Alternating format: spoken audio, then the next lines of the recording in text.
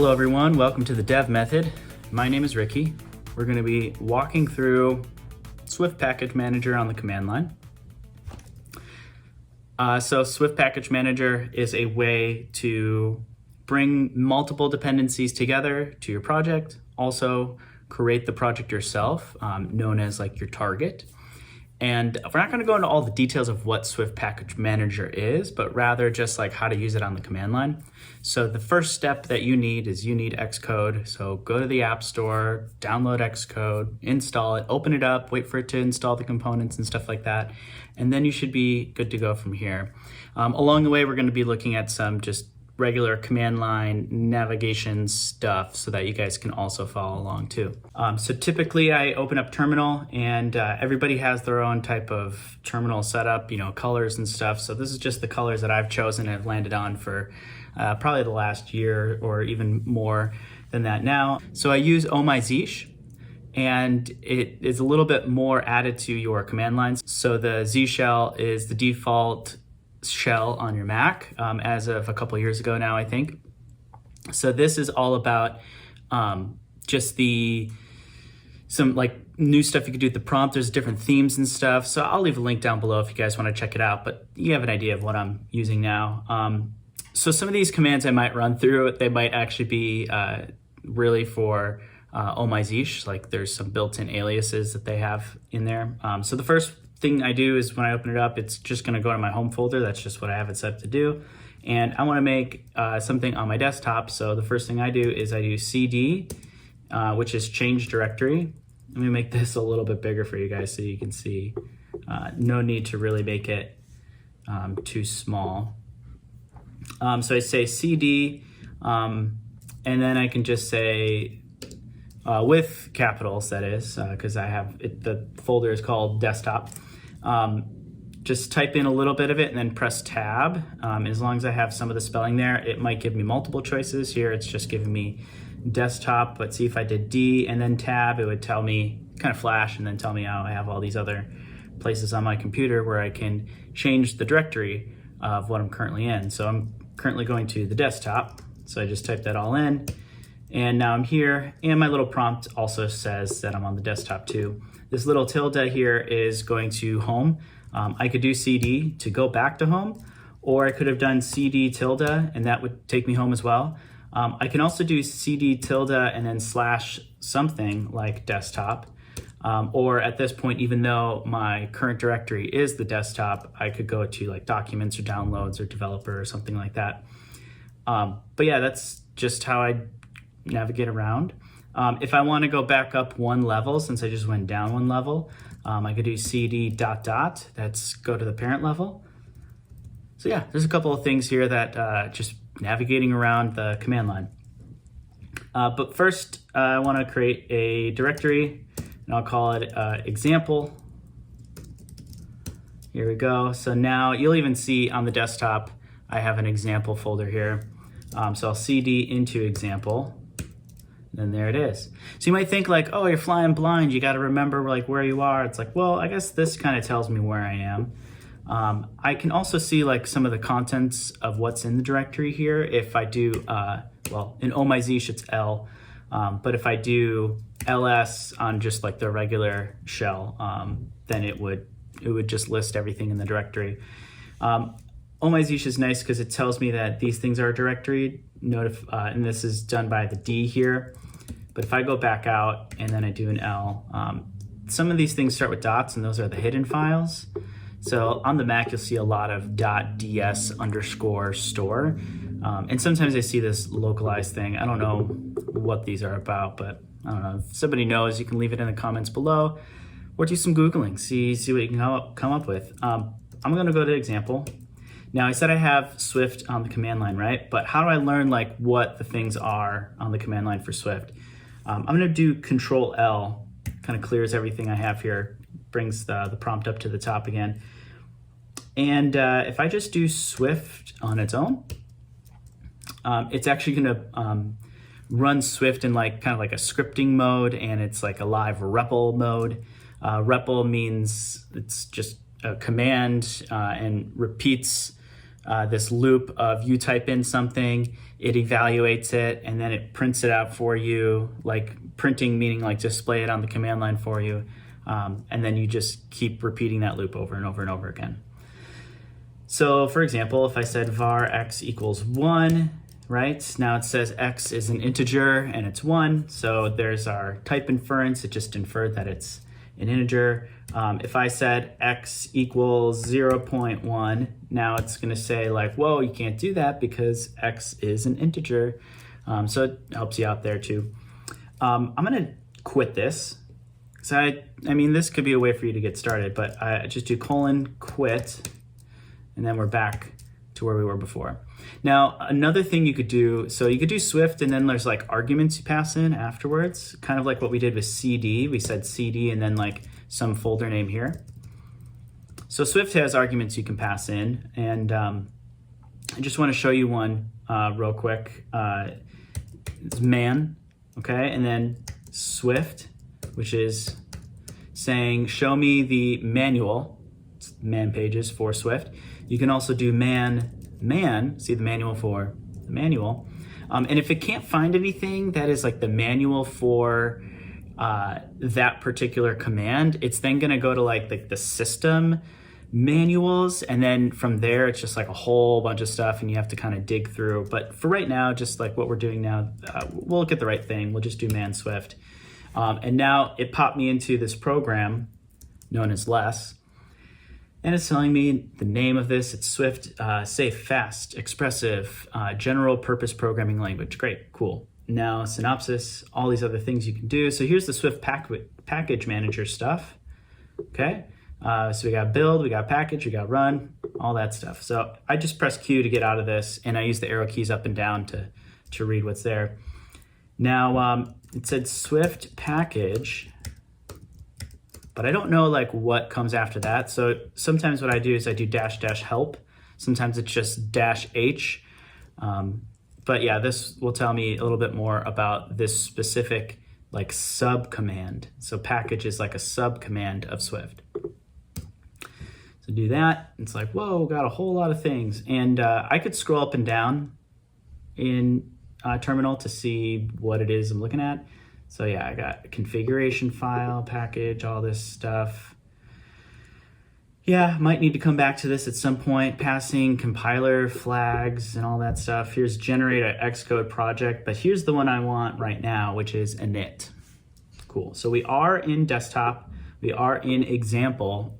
So now if I do Swift package init, what's it gonna do? Well, it just created all these things, put some output. So it ran a program for the Swift package manager, and it ran it with the argument of init. So it's maybe like a subcommand of a subcommand. I don't know. But it generated all this here. So if I just do L, there it is. I have automatically a Git repository initialized for me. I have the package.swift, which is a very specific file we'll get to in a second. I have a written in README. READMEs are important because you want to understand what it is that this thing is. And then I have sources and I have tests. It's pretty cool. So since we're sticking everything to the command line, we're not going to be using Xcode. So what I'm typically going to use right now just to read the files is less. So less and then a file name. So let's do the README. I can use tab again to auto-complete it, and then I'll just enter, and then there it is. Example, a description of this package. Cool. Q to exit it. Now, if I want to edit it, I'll say nano readme. So nano is like the probably most simple text command line text editor that you can get used to. So I'd recommend starting there because it tells you all the different commands at the bottom. All you need to know is that the little caret here means control. So control and then that letter will do something for you. So for example, if I just started typing example Swift project, description of the package, oops, delete all that. This is an example of how to use Swift package manager, like so. Cool. And then what? Control X to exit. And then it's saying, do you want to save your changes? And I just press Y for yes, N for no. So Y, there we go. Okay, so it wrote it to there, and then that's cool. Now, what do I do? File name to write to. I think I just press enter. Yeah, okay, cool. So now if I was to do less readme, there it is. Another way to do this with just doing it right on the command line is cat, which means just take whatever is in the file and just show it right through the command line. And it puts it to standard output, meaning it'll show it directly right here. It won't like cover the rest of the screen like less does. So if I did cat readme, there it is. So we'll use some of those commands as we're navigating through just to see what's there. And I'll keep using Control L to clear the screen to see like where we're at. So I do that a lot. It's like Control L, and then, you know, with OMyZsche, I just use the L and I see all the things listed here. So let's look at the package one next. So I'll just do less package.swift. So here it is. I can go left and right. I can go up and down. Now, you don't have the syntax highlighting, so this is where it gets a little like, you know, tough to read. You know, you can't really tell that this is a comment and whatnot, so it's a little tough to like pick out what it is you need, but I guess if you were colorblind, you wouldn't have seen that anyways. But anyways, the library here is example, the targets are example, but then it also has like some of these other things for testing. It has dependencies, like an example if you want to pull in a dependency from somewhere and start using that. All right, so Q to quit. And then I have my sources, so if I just do L and then sources, there we go, I have example again. So I'll do /example, and then I have example.swift. So I wonder what that is. If I press the up arrow, it brings back the same command I just had. Now I actually want to just change this first part to be cat, because I just gonna show it on the command line. So example.swift. So there it is. It's just a struct that has one property, text, and it's hello world. It's just a string. Okay, great. Now I wonder what is inside of tests. So let's just do cd tests. Oh, actually, I'm sorry. I want to do L tests. Okay, so we have a Linux main Swift. Okay, great, cool. And then we have another folder, example tests. So I'll just do example tests here. So there we have an xctest manifest.swift. So that's interesting. And then we have exampletest.swift. So I probably would recommend, and this is just maybe a convention that the Swift community has taken from day one, is that the project should have a capital letter. It's just like the naming convention. I think some of these file names might look a little weird to you. And also the struct that was in that file had a lowercase name, which is not really the naming convention that's listed in the Swift documentation that they recommend. But either way, you get to decide all that yourself. Moving on, I just want to do example test. Okay, so I will cat this out. Whoop. Car. And if you type in something wrong like that, it'll just say, hey, you can't, no command found, can't do that. So here it is. This is the normal like import xctest. So it's the same framework that you might have used on iOS.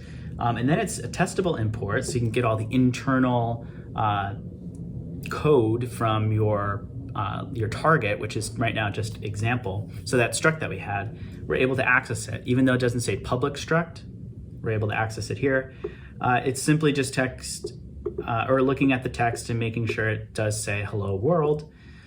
There's some added stuff here, and I'm not going to go over the details yet of why that's there. And honestly, I actually don't totally know why that's there. That might be for operating system specifics of where you run these tests.